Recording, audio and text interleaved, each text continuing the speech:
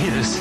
It's something that'll change the world and human life as we know it. He knows. He's seen the light. When Monty talks, it's painful. Monty, you have been so instrumental in kind of pointing me in the right direction. It was about looking at your character defects in spirituality. It's the integration of clinical practices with the 12 steps. It's an absolute pleasure. He certainly knows a lot of people. He's got a lot of energy, and sometimes when you don't have so much energy, he picks you up and carries you. Having the Monty man there certainly helps. This is one of the places that is about the business of the solution.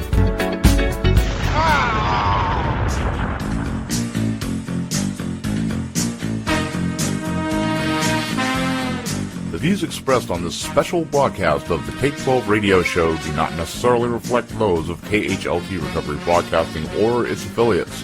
KHLT is not affiliated with any particular 12-step fellowship. Now here's that guy who's getting less popular minute by minute. Your host, the Multi-Man. Well, greetings, family. Welcome to the Take 12 Recovery Radio Show Special Edition, the edited version, condensed of the promises of Step 3, continuing our series on the promises of each of the 12 steps. A special thank you goes out to Kurt Palmer, Donald Roberts, and many more of you who continue to contribute. Todd Huzat. Well, there's just several of you out there. You know who you are. Thank you so much for helping support us and sponsoring our shows so we can buy our new equipment, so we can pay our bills. It's much appreciated. Okay, without further ado, we're going right into the discussion on this topic of the promises of Step 3. This is an extremely powerful broadcast. You really need to pay attention to this. Make copies of it, burn copies of it. You can download it by going to take12radio.com and clicking on Follow Me on Podomatic. You can download our shows. Please share it with your friends that are in recovery. This is special guest John N., my sponsor Bruce H., and Marv R. on the promises of Step 3. Let's join the conversation now. Step 3 reads, we turned our will and our lives over to the care of God as we understood him. We have talked before, so just to make it clear that as we understood him or as we understand him does not mean he, she, or it. It means him as in God, capital G, and it's a growing process as we continue to understand him, regardless of where that beginning comes. If it makes sense to you, it's good enough to make a start. Even if it's the pencil sitting in front of you. If that's the beginning, that's the beginning. And as we understand him is a living, breathing statement as we continue to grow in our understanding of him. So having said that, we have been talking about every step has promises. We also know every step has prayer directives. Every step has certain things associated with it. And promises are amongst that. So I'm going to read these off really quick, and then we're going to go back and chat about these. The promises associated with Step 3, and these are all between pages 60 and 63. Here it says, and we've got a list in front of us, listeners, that God could, would, and would if he were sought. We'll talk about what that means. Number 2, God makes that possible. We're talking about getting rid of selfishness. And number 3, most good ideas are simple, and here's the promise. This concept was the keystone of the new and triumphant arc through which we passed to freedom. Number 4, when we sincerely took such a position, here's the promise, all sorts of remarkable things followed. Number 5, we had a new employer. That's a promise. Number 6, being all-powerful, here's the promise. He provided what we needed. 7, established on such a footing, here's the promise. We became less and less interested in ourselves, our little plans and designs. Number 8, the promise is more and more we became interested in seeing what we could contribute to life. Number 9, as we felt new power flow in, as we enjoyed peace of mind, as we discovered we could face life successfully, as we became conscious of his presence, here's the other promise. We began to lose our fear of today, tomorrow, or the hereafter. Number 10, this is an awesome promise. We were reborn. And number 11, this was only the beginning through though with honesty and humility made an effect, sometimes a very great one, was felt at once. And so those are the promises kind of capsulized associated with step 3. So let's look at this first one.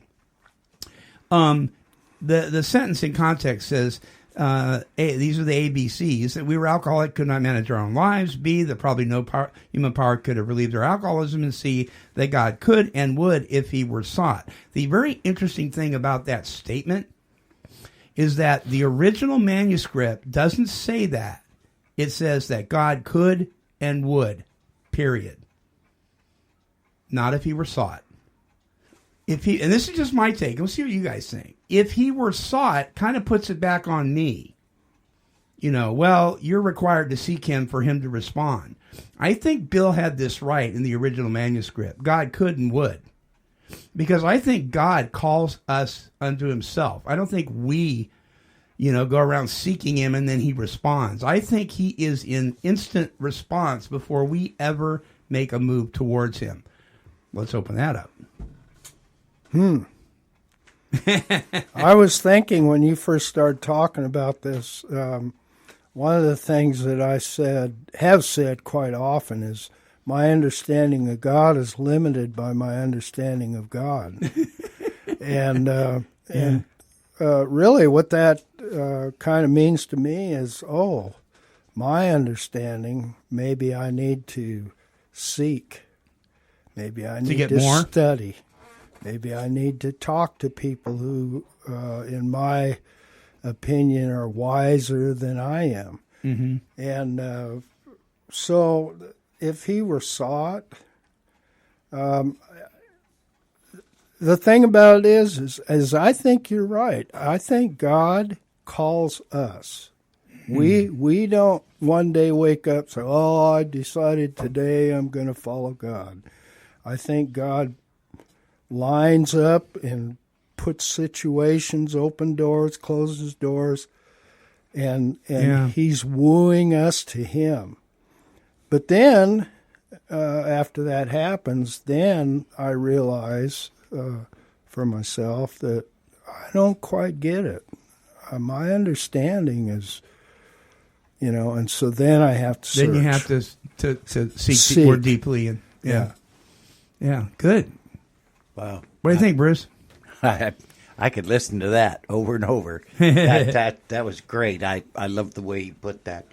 I also believe that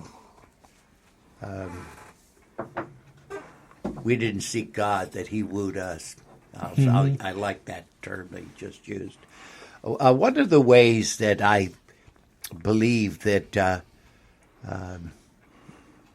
is trying to be exposed from this book is the fact if you believed you were powerless and you understood that you needed a power, then the way you was going to clear the path was by doing the rest of these steps. That's part of the decision, to have this spiritual experience, to find out what's blocking you, Right. And I believe that these are biblical principles, and I believe God uses them in a way to woo you, to take you to a place where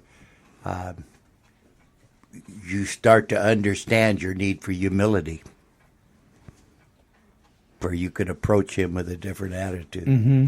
And so I think in that process, if it's done right with God's help and the leadership of someone, they're not doing it, they're just guiding you, that you'll come to a place maybe where you'll seek God with a humility that you've never, been able to bring forward before, right. With a humbleness. I call it a contrite heart, is what we're looking at.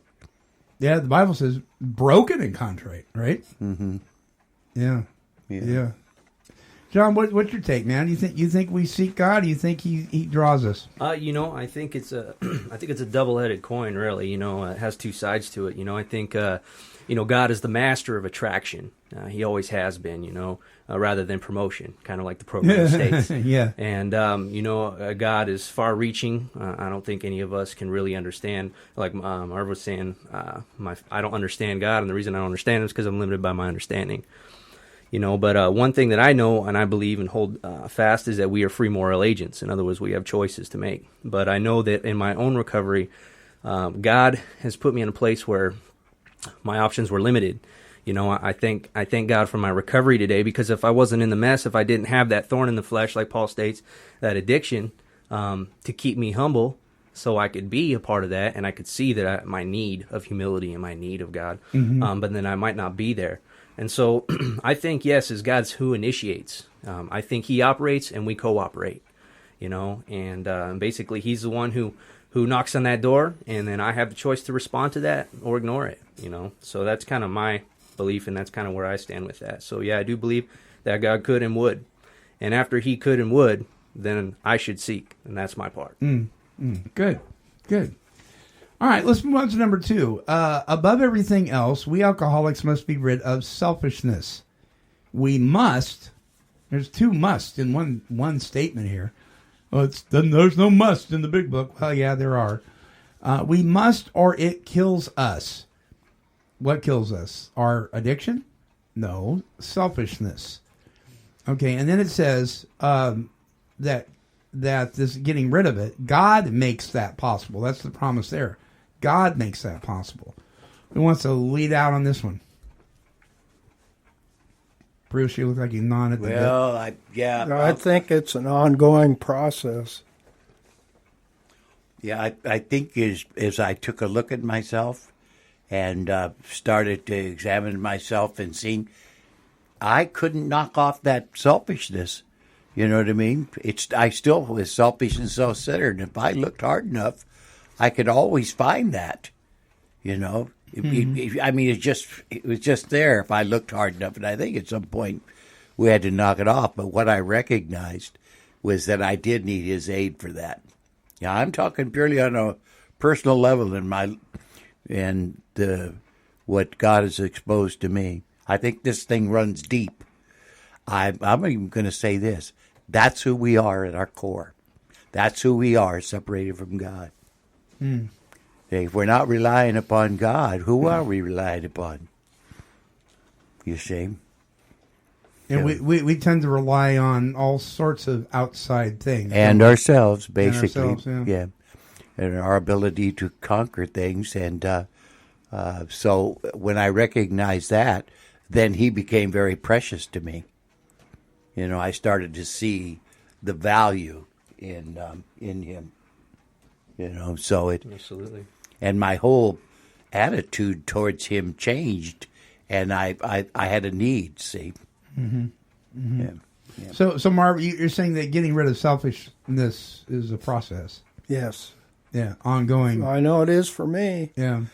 It's new every morning, just like His grace, right? Yes. You've heard of that book? It come out years ago. The Road Less Traveled. Right.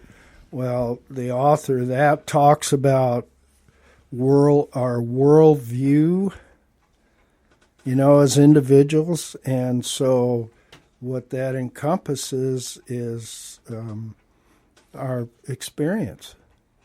And part of what that book did for me, I've read it several times, as a matter of fact, is it changed what I had experienced. What he was trying to do was change my view, basically, of life. And that was a process for me. Now, if an alcoholic sitting around the table comes in the rooms and this isn't, boom, it happens, Oh, yeah, God made that possible. Well, he does. But it's going to be in direct ratio of how we go through this process to change our worldview based on our experience. I think, and it actually kind of touches on that in the appendix in the back.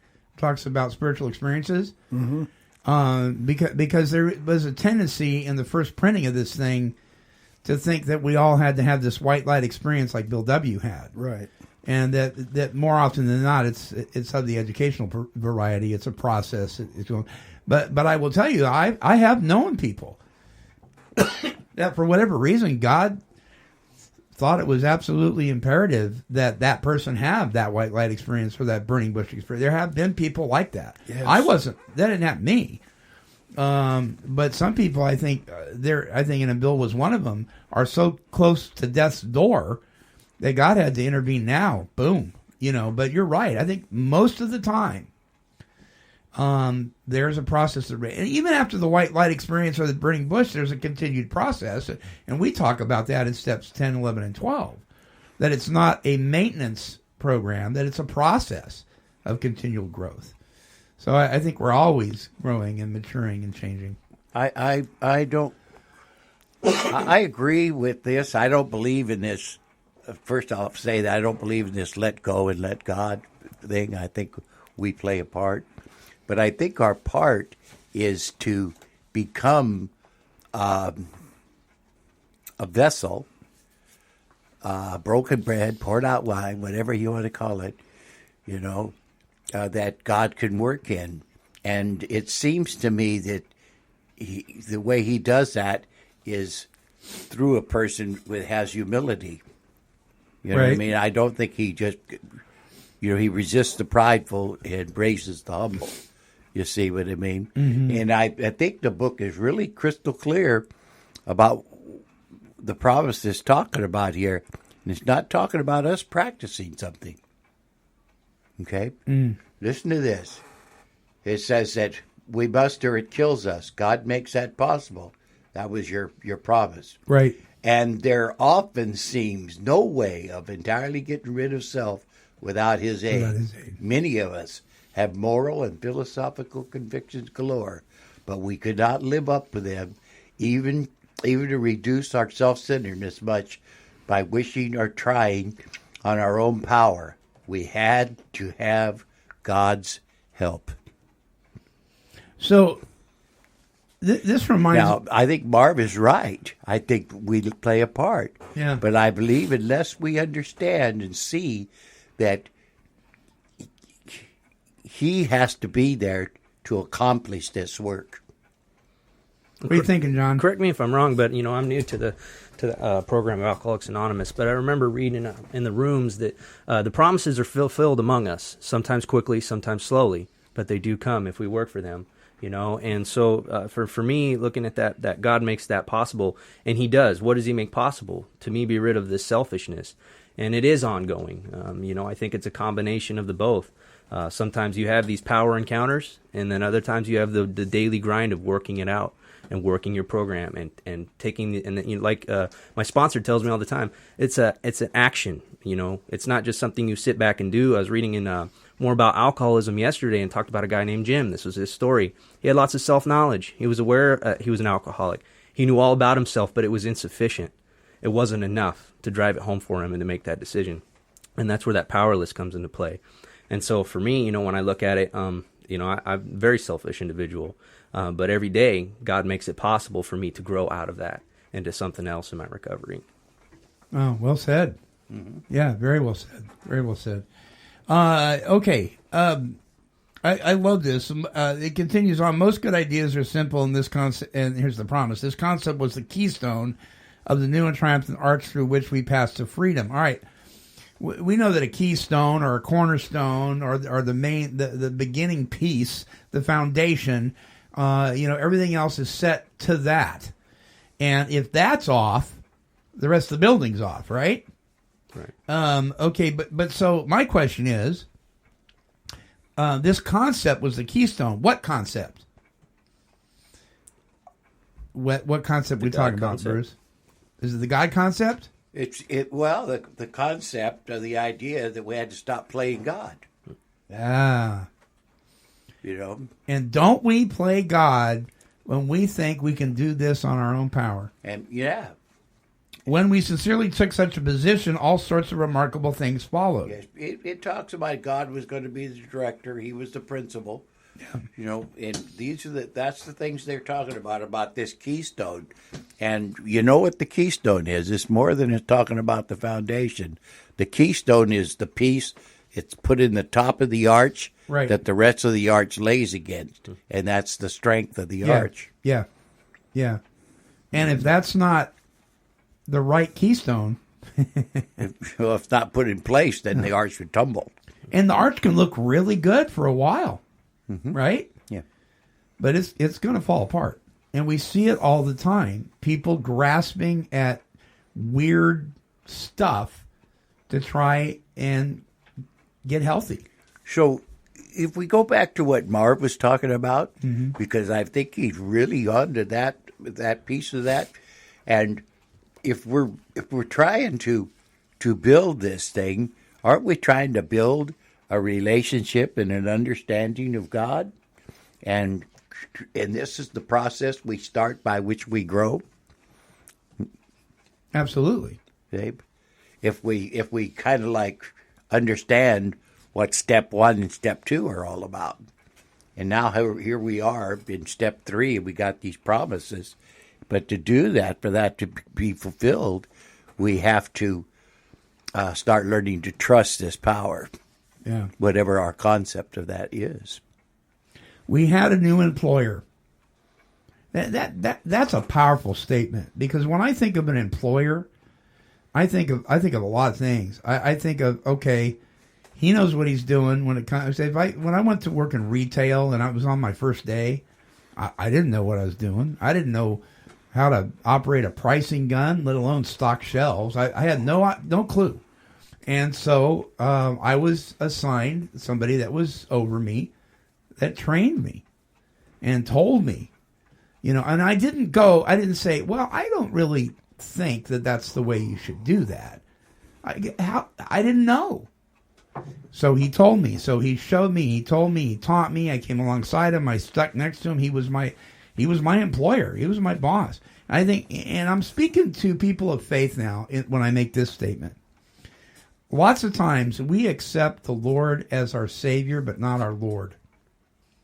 You know what I mean? I mean, he saves me, but am I really going to follow his directions?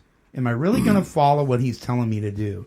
And this says we had a new employer. That suggests I had an old employer.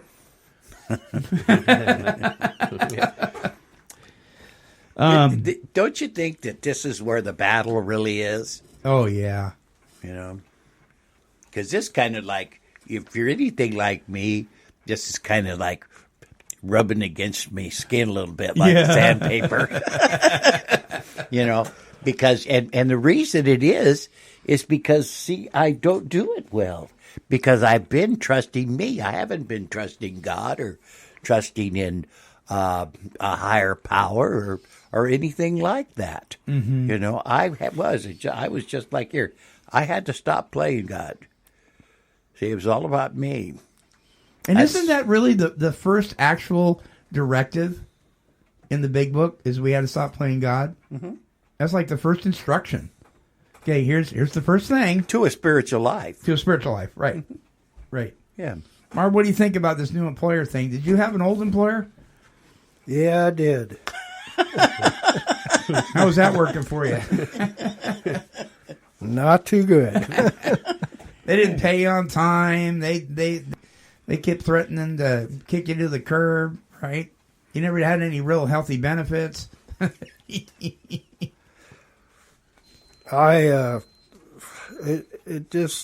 It's going through my little pea brain about this process thing.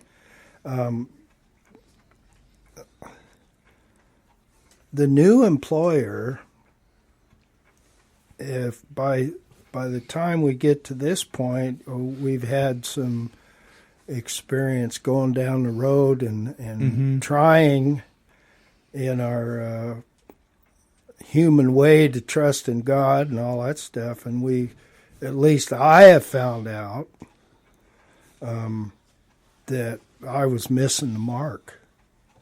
The more that I keep trying to find the boss, the more I realize how far I fall short of the mark. Mm.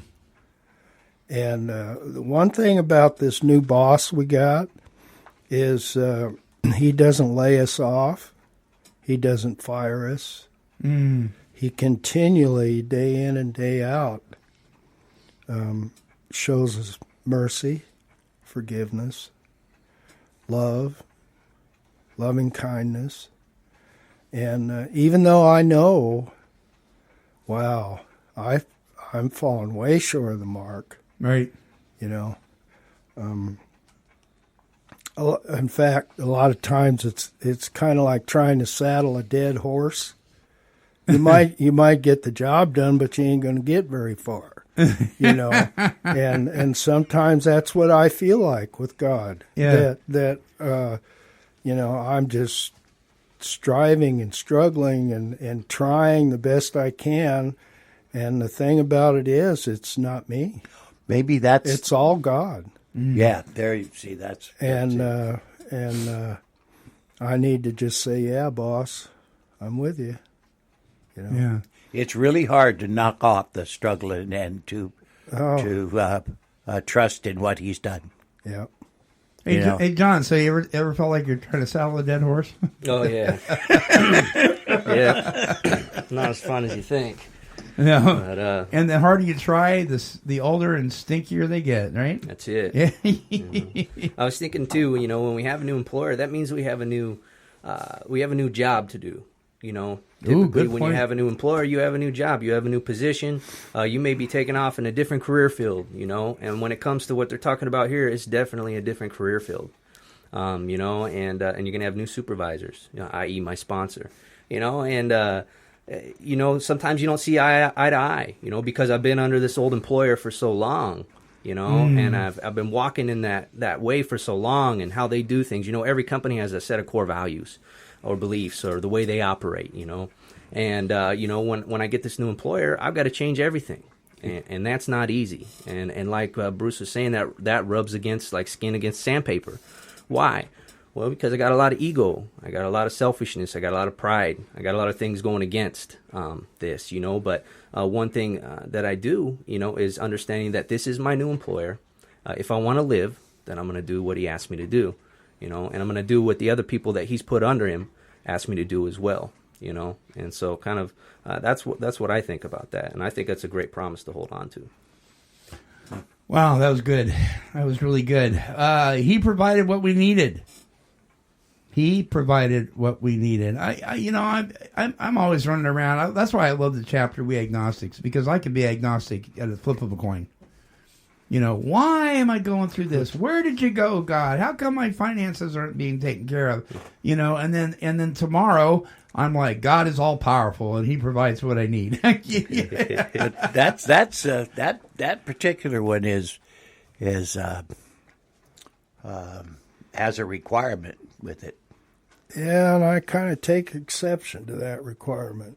Yeah. Okay, let's talk about that. Okay, I think what the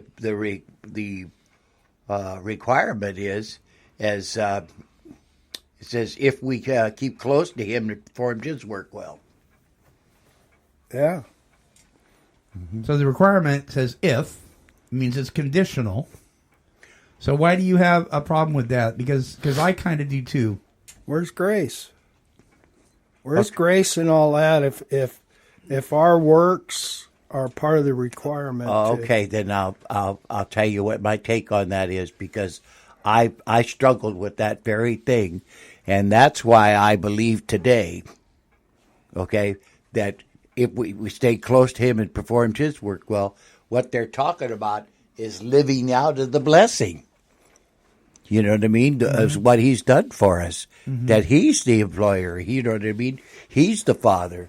You know, He's the principal. We're His agents, and live out of those blessings that He's given us, and that'll provide us with a new way of doing things. Instead of being selfish and self-centered, we're of service. See, we're trying to be of service. I see what Mark's saying, though, because and this always did bother me a little bit. Because we think it's work-based. Yeah, right. Because it's like, okay, I have to, because see, I was told that by Shame-Based Ministries years ago. That sounds like an actual ministry, doesn't it? Shame-Based Ministries Incorporated. That the reason that God did not provide for me was because I wasn't doing it good enough. Yeah, see, I don't believe that. I don't either. I think that's a bunch of garbage. But I think that we can misunderstand it and think that's what this kind of says, right, Marv? That's what I did. Yeah. Right. And I lived miserably because of it. You know, I believed that lie for a long time. Yeah. Yeah, And I see, stuck in my rut. Yeah, because we're doing something to get something, and we always seem to fall short in it, and we don't get what our little hearts desire. But if we're doing something because of what's been given to us, that's a whole different ballgame. Right. And if, as far as that grace thing, Marv, goes, it's really a hard thing for me, because I believe that you can't add to or take away from grace, or it's no longer grace. That's right. One thing to kind of go alongside with this too, I think, is the principle of reaping and sowing. You know, if you sow a certain kind of seed, you're going to get a certain kind of plant out of it. You know, you can't plant a pineapple and expect a cherry tree. You know, and so, you know, for me personally, when I'm sowing into my recovery, what I sow in is going to come back out. You know, if I'm not staying connected to God, and I'm not working my program and my steps, I'm not calling my sponsor and doing those things that I do for my spiritual health, then I know that I'm going to reap the consequences. I'm going to reap what I sow from that as well. And so when I think about that, you know, He provided what I needed. He does provide what I need. And when I keep close to Him, it's for sure thing. It's when I stray. Now, as far as performing His work, well, I can't say much about that one, you know, because I'm not there yet. You know, but one thing's for sure is when I stay close to Him, that's where I practice that peace and serenity, you know, that they talk about in the rooms and in the program. Aren't we trying to honor Him at this station and yes, and what we're doing here? And I think that each one of us is trying to do that. And I think that's where we're trying to perform His work. And as we grow and we understand Him, and then we start to live out of those wonderful acknowledgments, you know. Yeah, yeah. And so I think that's what we do. But I'm not against what you guys are saying. I think that it seems like a work-based thing, and most people believe it. You know, that they have to do this, or they have to add to it. They're adding to it because they think that it's they play a part in this thing. See, I don't think we do. I think what I mean by that is we have to learn how to live out of what He's done, right. What He provided. Right. And that's kind of a tricky statement, because you say, because we play a part, yet we don't play a part. Well, it's what we're playing a part in that we're talking about, right? I mean, it's like what John was saying. He's got to participate. He's got to be an active participant. Otherwise, we could just read the instructions and just not do them. And then we're falling into that, well, let go and let God. So I'm just going to let go, not do anything, and let God, you know, depend on God. But on the other hand, is it by our works that we receive, or is it by His grace? I think it's by grace. I think it's by grace too. And I think it's out of that, out of our gratitude for that we do our works. Right. It's kind of tricky. I think this is, and Marv makes a really good point, because I think this is why it's important to have a sponsor walk through this book with you. Because otherwise that could be very well interpreted as, well, he's not going to provide what you need unless you do his work well. That's right. And I don't think that's what it's saying. I'd almost, to tell you the truth, I'd almost reword that a little bit. I don't like the way that says that, but that's right. That's just me. That's good. Well, and another thing, Monty, I think it's important to put an emphasis on he provided what we needed.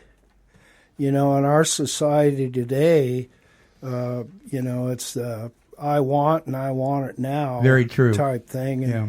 And all these high expectations and advertisements, and you can have this brand new beautiful sports car or quarter horse or whatever. All you got to do is make $50 a month payments, boom, boom, boom. And that's not what God's providing. He's looking out for us and providing what we need. So that word needed almost ought to be capitalized, underlined 3 times, and yeah, I think it's important, and I get caught in that trap. Sure. You know, myself, I want to move to Eastern Oregon. I want to do it now. My place isn't selling. Yeah. You know, is Right. God providing what I need? Sure. I got food. I have enough physical ability to keep working with the horses, Mm-hmm. and electricity, and on and on and on. Yes, He is providing what I need. Yeah. Yeah. We're almost out of time, but I really want to. I can't not cover this.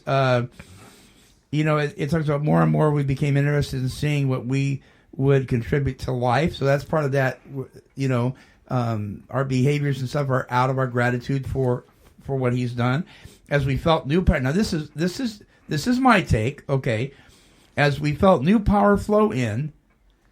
For me, that was the Spirit of God flowing in. As we enjoyed peace of mind, which He gave me, as we discovered we could face life successfully, as we became conscious of His presence, we began to lose our fear of today, tomorrow, or the hereafter. Later on, in working the fear inventory, he talks about that very thing again. He talks about how fear begins to leave us when we're doing that inventory. He's remarkable. He repeats the same things over again using different words. I love it. And then he says these three words that are huge. We were reborn. That either is literal or it's not. And I think it's literal.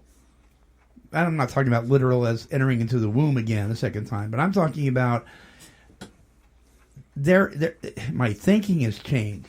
My outlook has changed. So much of me has changed. What if it's just a simple fact that you're reborn spiritually, that now that you have the capacity to develop and grow in a spiritual walk? I think that's exactly what it's talking about. How about this spiritual experience or this spiritual awakening that they claim that we have? And I think it's as a result of the principles, okay? And I have we'll wait till we get there.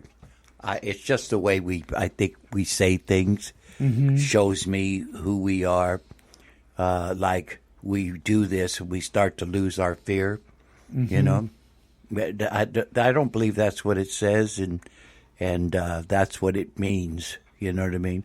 It's the minute that we put ourselves in His hands, we start to lose our fear. You start to lose fear. It's not the do this. Not the pen to paper. It's that. And if you've experienced that, I was very terrified of God and very scared of people, and I reacted behind fear. I would get in fights behind fear. I would run out of fear. I would hide because I was afraid of what people would think of me because I ran, the fear of that. It would just multiply and get bigger. Right. But the minute that I put myself in His hands, that started to go away. Fear does not conduct my life. It doesn't run my life today. Right. See, so and I think we have to experience that, and I think that's what Mark was talking about, that as we grow in these experiences, so now we want to grow in these spiritual experiences, see if they work. And how are you going to know it unless you walk out and open the glove compartment? That's it. You got to go look at it, investigate, So you take these steps and see if that's true. Yeah. It's not the steps. See, you have to actually participate in this thing and ask Him, learn to walk with Him and trust Him. And then that takes place. The last one here says, this was only the beginning. Though if honestly and humbly made, an effect, sometimes a very great one, was felt at once. Doesn't say every time, but it says sometimes. It was felt at once. Something happened in me. I can't pinpoint it. I don't know what it was, other than it was providence. It was the hand of God. Something happened to me when I sat down, and my sponsor took me out to a little bridge in Brownsville. And with a little Bic lighter in each of our hands, we lit the lighter. And I remember my thumb was burning like crazy. And we went through the third step prayer. He prayed it, I prayed it, and then he asked me to put it in my own words and pray it. Something happened to me on that bridge. I am telling you, and I know for everybody it's different, but more than my thumb being burned off from the heat of the stupid lighters, something happened in my heart. And I had been a Christian for years. Yeah. I did all 12 steps. It took me about, I was back in the program about 14 months. Mm-hmm. And I was in step 12, and I knew there was something wrong. I wasn't having no spiritual experience. And I went back to step 3, all the way back to step 3, and I did step 3 again. But I did it, and I did turn my will and my life over to the care of God, okay, as my Lord and my Savior. Yeah. Okay. And from that moment on, I've been on the path that I'm on today. And I think that's interesting too. That you touch on that. You went all the way back to step 3. And for me, I look at my life and I say, yeah, me too. Step 3 is everything. What does surrender look like? What does turning my will over look like? When you run into somebody who's really done that, what does that look like in their life? And looking back on mine, I can see that, I like to pick it up, put it down. I'll surrender this, and then I won't surrender that. God will give you this, but hey, if you let me keep that, and I play this like a bargain chip or something. But with recovery, it's all or nothing. Either you're in or you're out. Either you're alive or you're dead. With recovery, it's all or nothing. Either you're in or you're out.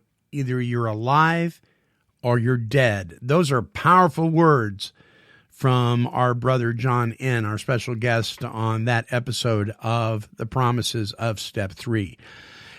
Wow. Again, please feel free to make copies of this show. Share it with your friends. It's a powerful show. What else can I say? All right. Don't forget to tune into all of our shows. We update weekly, and we will continue this series and making it available for you for download. You can do that by visiting us at take12radio.com. Clicking on Follow Me on Podomatic, you can download it there. You can listen on iHeartRadio, on iTunes, on YouTube, on WordPress, all recovery platforms all the time. All right, until our next broadcast, this is the Monty Man, and I'm wishing God's perfect serenity for you. Bye-bye now.